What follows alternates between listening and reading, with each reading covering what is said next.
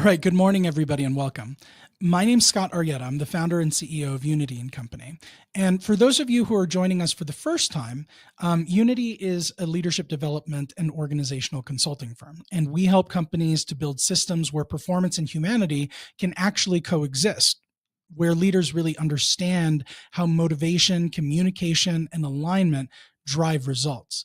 And so we host these executive forums every month as a part of our mission to give leaders practical and research-backed tools for building better organizations, not just more efficient ones, but healthier and more sustainable ones. And so today's topic is one that touches almost every organization, and yet very few actually get it right, and that's performance reviews.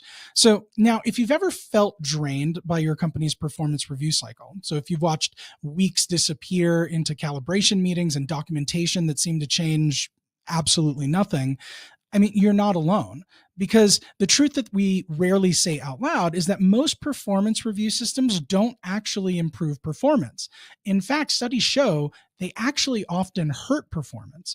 Harvard Business Review found that 2/3 of performance management systems fail to deliver the intended outcomes, with many actually lowering engagement and performance after the reviews are completed. And Gallup data paints an even starker picture. They say that only 14% of employees strongly agree that their performance review inspires them to improve, and just 1 in 5 feel that their manager gives meaningful and helpful feedback. So think about that. Something meant to drive growth is actually disengaging 80% of your workforce. And now if you convert that disengagement to dollars, the lost time, the drop in motivation, the turnover that follows, you really start to begin to see the real problem.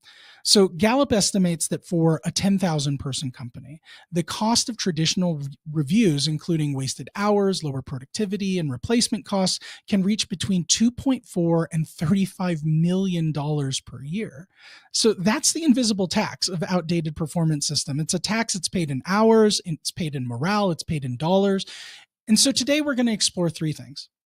So first, why your current process might be costing more than the benefit that it creates, not just financially, but culturally. And second, what's actually happening beneath the surface when feedback, ratings, and compensation are tied together. And third, we're going to explore how to fix it. What are the practical steps that organizations can take to design systems that drive accountability, growth, and trust?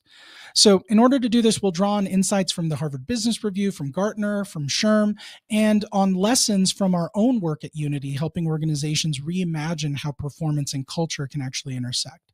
And so by the end of this session, I want you to walk away with a clear picture of the hidden costs of your review process and a roadmap to recover that lost value through more effective, human-centered performance management. Because the real question isn't whether you have a review system. Everyone does. The question is whether it's working for you or your people, or whether it's working against them. All right, so let's start by quantifying what traditional reviews actually cost, not in abstract HR terms, but in tangible business terms. So first, there's the time cost. Most organizations drastically underestimate this, but according to research by the Corporate Executive Board, the average manager spends 210 hours a year on performance management tasks. That's over 5 full work weeks. Now, if you multiply that across hundreds or thousands of leaders, the labor cost alone runs into the millions. Now, second, there's opportunity cost, because those hours spent writing, reviewing, and calibrating are hours that are not spent coaching, innovating, or leading. And McKinsey found that companies spend up to 30% of managerial time on performance-related paperwork that has little measurable effect on business outcomes. And third, there's the emotional cost. So SHRM reports that 71% of employees view the review process as unfair, and nearly half say that they dread it more than any other work activity. So when feedback feels arbitrary or transactional, employees disengage. And disengaged employees don't just underperform, they end up costing you money. Gallup estimates that disengaged employees cost U.S. companies $450 to $550 billion annually in lost productivity. And fourth, there's bias cost. So MIT Sloan research shows that performance ratings account for up to 25% variance in outcomes due to managerial bias rather than actual performance. And so that means that 1 in 4 decisions about pay or promotion could be distorted, which is a recipe for legal exposure and lost trust. Which brings us to the fifth point, which is the trust cost. Because when people stop believing in the system, the best talent checks out. They either stop trying or they start leaving. And a Deloitte study found that 58% of executives believe that their performance management approach doesn't drive engagement or high performance. And those organizations are 30% more likely to face regrettable turnover. So if we add these up, the time, opportunity, morale, bias, and turnover, you're not just talking about an inefficient process. You're talking about a system that actively destroys value. And here's the kicker. Most of these costs are invisible. They don't show up as a budget line. They show up in the form of slower decision cycles, inconsistent standards, and burned out managers. Now, there is some good news because every dollar lost to inefficiency is a dollar that can be reclaimed through better design by moving from a bureaucratic review cycle to a developmental feedback culture. And that's where we're heading next. What actually makes performance reviews fail to drive performance and how you can shift from measurement to momentum. All right, so now that we've established the hidden costs, let's dig into why the conventional review model so often fails to deliver performance improvement. So we'll look at 5 core failure mechanisms, and then later we'll contrast them with more effective alternatives. So first, there's the backward-looking trap. Traditional reviews ask managers to judge what already happened, often from many months ago, when the opportunity to influence the behavior has long since passed.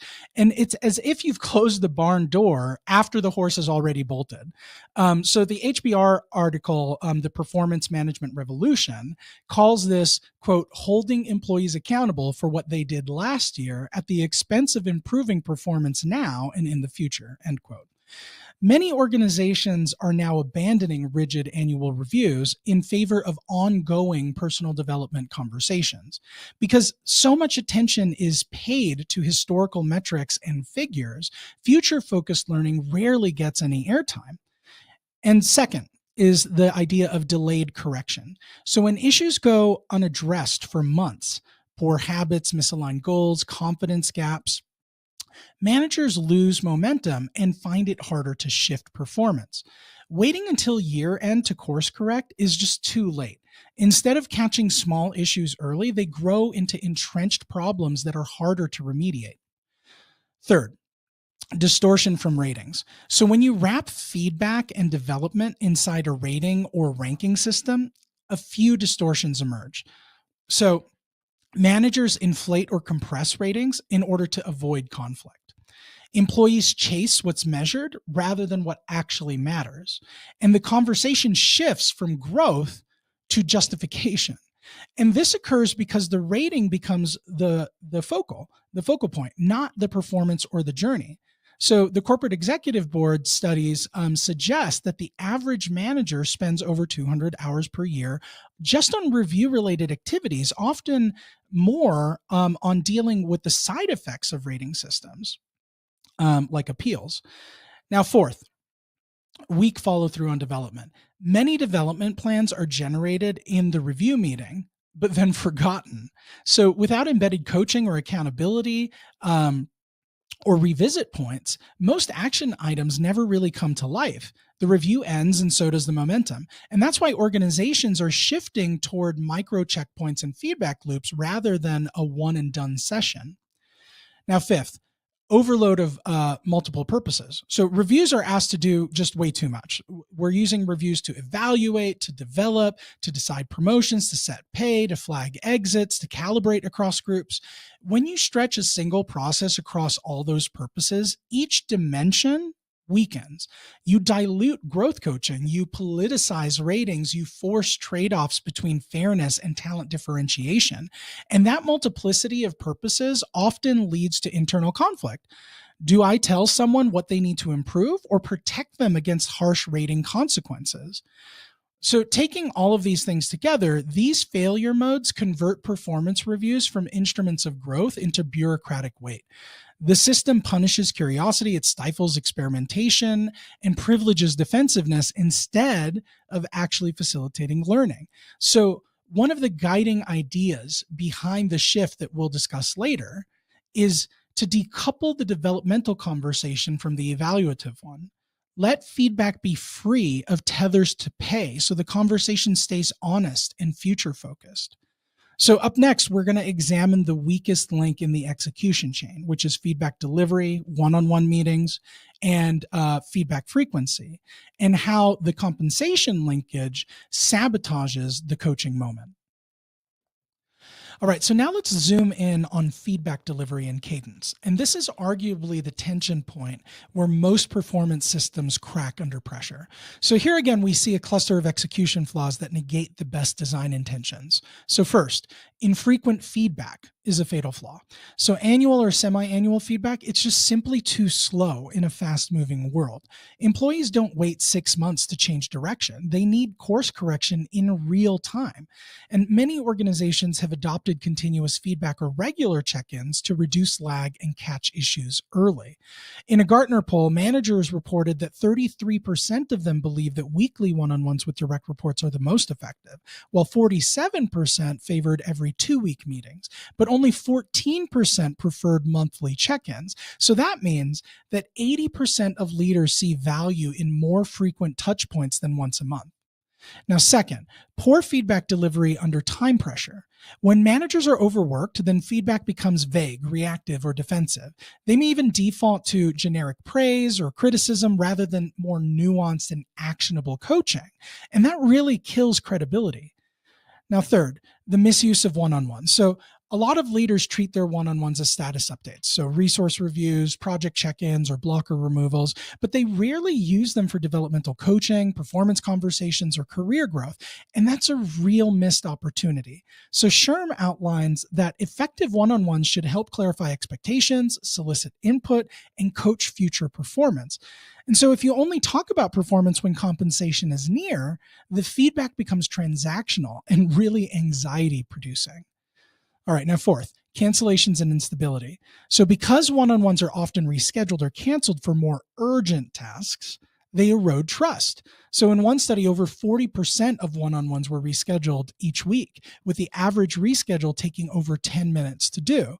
So when meetings become optional or inconsistent, employees really internalize that feedback is not important. It's not a priority, and their development stalls as a result. All right, fifth up, ratings. So ratings compensation linkage is a poison pill. When feedback is clearly tied to pay, both parties posture. The manager filters the critique, the employee guards vulnerability, and when a raise or bonus is looming, feedback becomes transactional, not developmental. And so this linkage warps both timing and the tone of the feedback. Because of these dynamics, even the best intentioned feedback processes collapse into compliance rituals or avoidance narratives. And what's becoming clear is that frequency matters, delivery matters, and design matters. If managers don't have adequate space, structure, or support to deliver candid and timely feedback, then the whole system falls apart. And that's why our alternative model will lean heavily on micro feedback loops, narrative coaching, and decoupling from compensation. So in the next slides, we'll explore how we can rebuild the feedback loop, increasingly frequent and authentic, and how to free coaching from the burden of ratings. All right, now let's talk about one of the most corrosive dynamics inside of most performance systems, which is the direct tie between ratings and compensation. So on paper, it sounds logical. You reward the best and correct the rest. But in practice, it creates a mess of incentives, bias, and mistrust that ends up costing companies millions in disengagement and turnover. So first, let's acknowledge the intent. Linking ratings to pay was meant to reinforce accountability, right? So to motivate higher performance by connecting it to tangible rewards. But as Harvard Business Review points out, when pay becomes the focal point, then feedback stops being developmental and then it starts being defensive. So second, the moment that you introduce ratings, you also introduce politics. Managers know a low rating can damage morale or prompt attrition. And so what they do is they inflate scores. In one Gartner study, 62% of managers admitted that they routinely adjusted ratings to avoid difficult conversations. So inflation makes ratings meaningless, while compression, which is deflating the scores, erases differentiation. So you wind up with everyone rated meets expectations, but no one is really sure what that actually even means. Now, third, pay linkage changes the tone of feedback. So when money is on the line, then candor completely disappears. The employee walks into the meeting listening for a number. They're not really listening for insight. And the manager hedges language to avoid conflict. And instead of two humans exploring growth, you actually get two actors performing a negotiation. And so as the Harvard Business Review summarized it, quote, the conversation shifts from how can I grow to how can I justify my raise, end quote. Now, fourth, it amplifies bias. So MIT Sloan research found that performance ratings account for up to 25% variance explained by managerial bias, not actual output. And when those ratings drive compensation inequity, compounds. So over time, under-rewarded groups disengage or exit, while over-rewarded groups become really complacent. Now, fifth, it encourages short-termism. So if the review determines pay this year, managers and employees alike start gaming for the near term. They chase what's measurable and safe instead of what's bold and innovative. So McKinsey's 2020 survey on performance redesign found that organizations emphasizing yearly financial goals over learning and collaboration saw 30% lower innovation scores. So what's the alternative?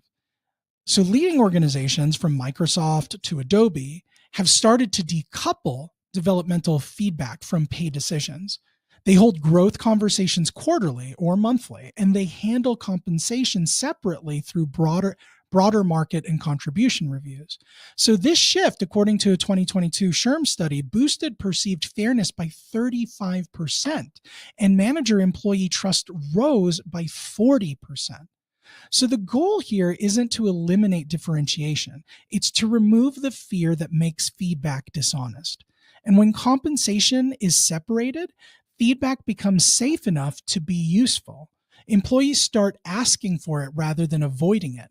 Managers focus on development and not justification. And organizations reclaim the time and emotional energy lost to endless calibration battles. So in other words, if you want truth in your performance system, you have to take the money out of the room, or at least long enough to have a real conversation first. Even when a company has modernized its process, bias can quietly eat away at the integrity of every performance decision. So let's unpack how that happens and what it ends up costing you. So first, bias begins with ambiguity. When evaluation criteria are fuzzy, phrases like leadership development potential or strategic mindset, managers fill in the blanks with subjective judgment. And SHRM research shows that organizations lacking clearly defined performance standards experience twice the variance in ratings between comparable employees. Second is similarity bias. So managers subconsciously reward people who think, talk, or act like them. A 2023 Harvard Business Review study found that employees rated by demographically similar supervisors scored, on average, 8% higher than peers with identical output. Now, that 8% becomes a lifetime pay and promotion gap over time. Third is gender and culture stereotypes. So MIT Sloan's 2021 analysis revealed that women's performance reviews contain 22% more personality-related words. So things like collaborative, helpful, kind, and 40% fewer achievement-related words than men's reviews. Even positive bias can backfire when it distracts from measurable outcomes. So fourth is calibration bias. So because calibration meetings rely on consensus, dominant voices often shape the outcomes. So the loudest or most senior leader's opinion carries disproportionate weight. So in many rooms, introverted or lower status managers' assessments get watered down. Now that's not calibration, that's conformity.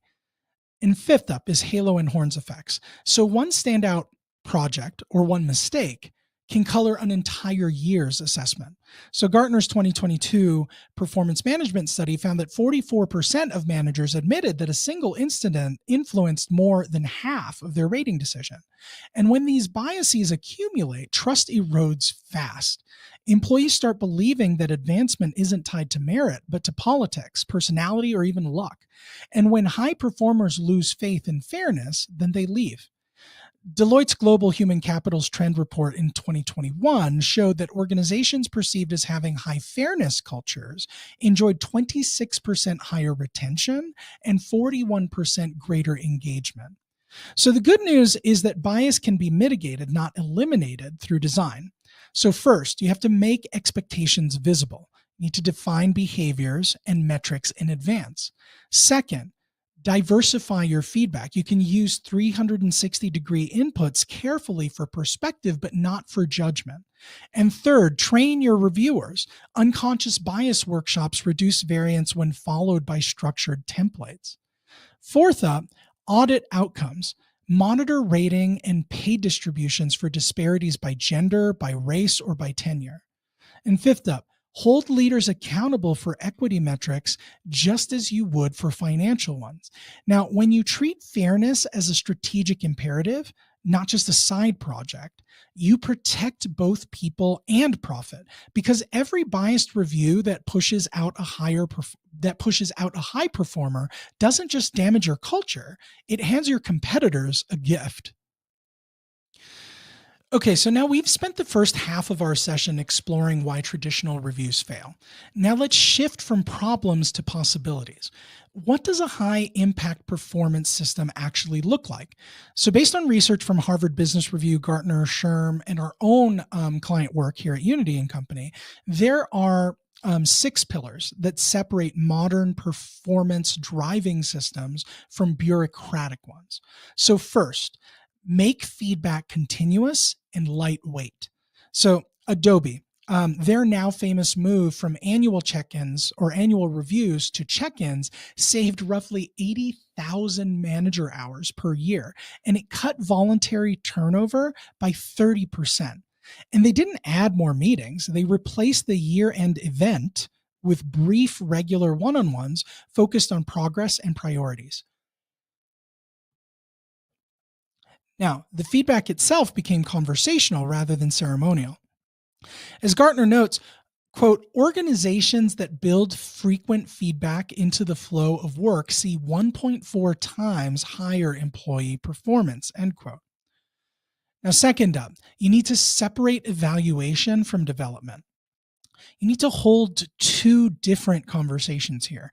In one, you talk about growth, goals, and learning. And in another, you review compensation and promotion decisions. So decoupling them removes the fear that distorts honesty. Now, at Unity, we help leaders structure these as feed-forward sessions. They're focused on future experiments and next steps rather than retroactive judgment. Third, you train managers as coaches and not judges. Now, Harvard Business Review reminds us that managers can't be great coaches all by themselves. They need support and structure from the organization in order to do so. Now, that means investing in the skill of coaching, asking curious questions, reflecting back patterns, and co-creating solutions instead of just issuing ratings. Now, at Unity & Company, we see coaching capability as one of the strongest predictors of engagement and retention scores across our client base. And fourth up, you need to design with data, but lead with humans. So you need to use analytics to guide, but not punish. Dashboards should track inputs such as feedback frequency, development plan completion, and peer recognition, but avoid weaponizing metrics. They're thermometers, they're not thermostats. So SHRM recommends using data to spot trends in manager effectiveness rather than grade individuals. Fifth up, you need to embed culture and leadership alignment. So if senior leaders don't model receiving feedback gracefully, then the system will never take root. Now, at Microsoft, when Satya Nadella replaced performance ratings with a growth mindset philosophy, the language of feedback shifted from prove yourself to improve yourself. And the company saw record engagement and stock performance within 2 years of making that shift. Now, lastly, pilot, learn, and then scale. Don't boil the ocean. Start with a team or a division where there's energy for change. Run the new system for a quarter. Collect feedback, iterate, then expand once trust and success stories accumulate. Change management is a performance conversation too. It takes repetition and reinforcement in order to be effective. So when you put these pillars together, you get a system that creates momentum instead of monitoring. Performance becomes something that we build with people, not something that we do to them. All right, so we've talked about philosophy. So now let's talk about money. Why does fixing your performance system produce such a strong return on investment? Let's quantify what happens when you shift from a compliance model to a continuous development model. So first is retention and turnover savings. So organizations with regular developmental check-ins see up to 15% lower turnover. And replacing an employee typically costs between 50 and 200% of their salary, depending on their level. So for a 10,000 person company with even a 5% reduction in turnover, the savings can easily reach 8 figures annually. Now, second up is productivity and engagement gains. So Gallup found that teams receiving meaningful feedback at least weekly are 3.6 times more likely to be engaged. And engaged teams deliver 21% higher profitability and 17% higher productivity.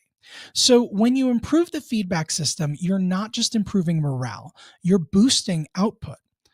Third up is managerial efficiency. So a Gartner 2021 study found that simplified continuous feedback processes cut manager time spent on reviews by up to 40%. So if your managers spend 200 hours a year on performance documentation, reducing that by 40% is like hiring back 80 hours per manager. So across a mid-sized enterprise, that's millions of dollars in recovered capacity that can be redirected towards coaching, innovation, or customer impact. Fourth up is the quality of decision making. So when performance data becomes real time and narrative rather than once a year ratings, leaders gain a more accurate picture of talent. MIT Sloan notes that organizations using continuous performance systems see 25% greater accuracy in identifying future high potential employees. So better data equals better succession plans, promotion decisions, and resource allocation. And finally is cultural return. So psychological safety and trust grow when feedback is regular and balanced. And Deloitte research shows that high trust cultures outperform low trust ones by a multiple of 2.5 times in innovation and speed to market.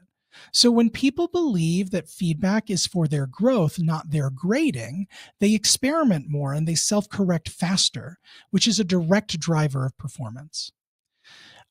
Sixth up is the reinvestment effect. So every hour saved, every dollar recaptured can be reinvested into manager training, coaching infrastructure, and people analytics capabilities. And that's the flywheel of a well-designed system. Efficiency feeds development, which feeds results, which feeds engagement.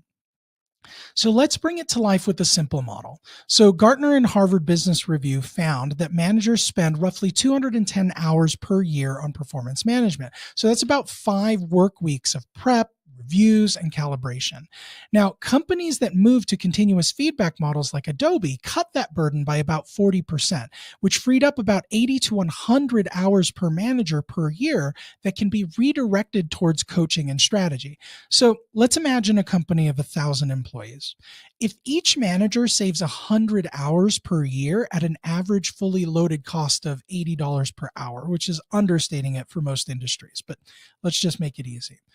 So if you assume an average span of control of 10 to 1, meaning every manager has 10 direct reports, that's $800,000 of savings recaptured.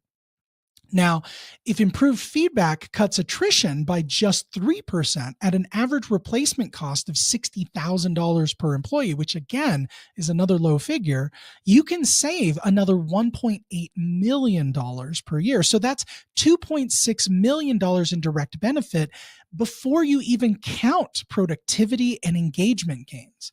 So, in other words, performance reviews aren't just an HR topic, they're a financial lever. When we modernize them, we don't just get happier employees, we get a healthier P&L. And that sets us up for our next conversation because it's about what barriers you'll face as you try to modernize and how to overcome them with smart design and leadership alignment. So by now, the logic is clear. The old system is broken and the new model works. But if this were easy, then every company would have fixed it already. So let's talk honestly about the barriers that hold organizations back and what you can do about them. So, barrier number one is leadership resistance. So, when leaders came up in a system of ratings, calibration, and merit based pay, it can be really hard to imagine another way of doing things. So many believe that removing ratings will lead to chaos or entitlement, but research actually shows the opposite. Because when Deloitte replaced annual reviews with regular check-ins, they found no decline in accountability and a 30% increase in real-time feedback frequency. And so the fix here is start small. Run a pilot where executives can see the data. When leaders experience higher engagement and better clarity in one business unit, belief then spreads organically.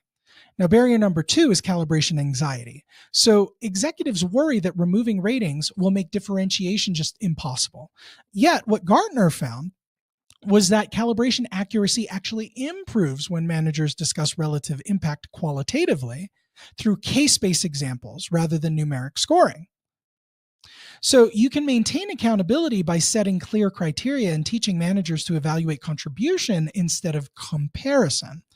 And barrier number three is manager overload. So let's be real. Most managers are already stretched to the max. Adding coaching and frequent check-ins sounds like it's adding a lot of work, but when designed well, it actually saves time. So after Adobe implemented its check-in system, the average manager saved 17 hours per quarter previously spent on review paperwork.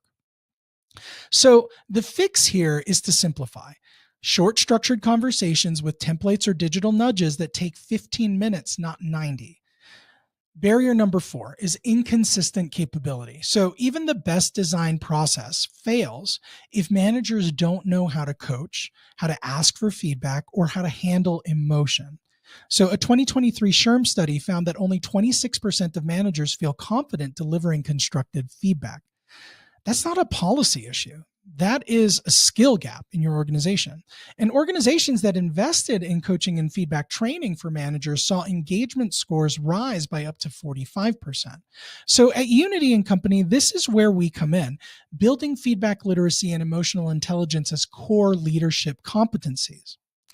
All right, now barrier number five is culture misalignment. So if your culture prizes perfection over learning or compliance over curiosity, the new systems will default back to old habits. So Microsoft's transformation under Satya Nadella, which we mentioned earlier, the reason that it worked was because it was paired with a cultural reset. So the cultural reset was all around shifting the culture from a know-it-all culture to a learn-it-all culture. Changing performance management without changing mindset, it's like repainting a cracked wall. The cracks are just going to reappear over and over again. So the key takeaway here is this: every barrier is addressable through design, through leadership modeling, and skill building. But it doesn't happen by memo. It happens through consistent demonstration, reinforcement, and support. And that's exactly what we help organizations to do, to translate insight into embedded behavior. All right, so we've covered a lot of ground today, from the hidden costs of outdated reviews to the business case for a better model. But now I want to leave you with a simple and urgent question. What is your current performance system really costing you? Because if your managers are spending hundreds of hours per year in administrative reviews that don't actually change performance, that's money left on the table. And if your talent is disengaging because feedback feels political or biased, then that's money just walking straight out the door. And if your leaders are trapped in systems that reward compliance instead of growth, then that's potential sitting idle. And the good news is this: you can fix it, and you don't have to do it alone. So at Unity and Company, we partner with organizations to reimagine how they drive performance, and we start from the inside out. So we help leaders and teams master the skills, mindsets, and systems that make performance management human-centered and results-driven. And our approach typically includes 3 layers. So first, we start with a strategic consultation. We help you audit your current performance system, analyzing where time and money are being lost, and identifying opportunities for redesign. Now, this includes reviewing documentation, mapping pain points, and benchmarking against leading research from Gartner, HBR, and SHRM, just to name a few. Now, second up is capability building. So we don't just hand you over a new process, we develop your people. And that means hands-on training for managers and coaching conversations, feedback delivery, and psychological safety, among other things. And then we equip them to hold the right conversations early, often, and effectively. And third is sustained change and measurement. So we help you to pilot, to measure, and scale using both qualitative and quantitative metrics to track improvements in engagement, retention, and performance. And in many organizations, those shifts translate directly into millions saved and significant cultural renewal. So if this conversation has sparked ideas, here's your call to action. Audit your process. Quantify how much time and energy your reviews actually consume. Pilot a new approach in one department. Test continuous feedback and decoupled evaluation. Invest in your leader's coaching capability, because the single biggest predictor of performance outcomes isn't the system. It's the quality of the conversations happening inside of it. Then measure and iterate. Track engagement, turnover, and trust, and adjust as you learn. And if you'd like a partner to guide that journey, then we'd love to talk. We've helped companies of every size redesign performance in a way that unlocks both productivity and purpose. Because at the end of the day, performance reviews aren't just about metrics. They're about meaning. They're about how people feel seen, challenged, and supported in their growth. And when you get that right, you don't just save money, you create momentum. Thank you for joining us today. If you'd like a copy of this deck, or you want to discuss how to bring this work into your organization, come chat with me or reach out to our team at info@unityandcompany.com. And let's make sure that your performance systems are driving the growth that you're already paying for.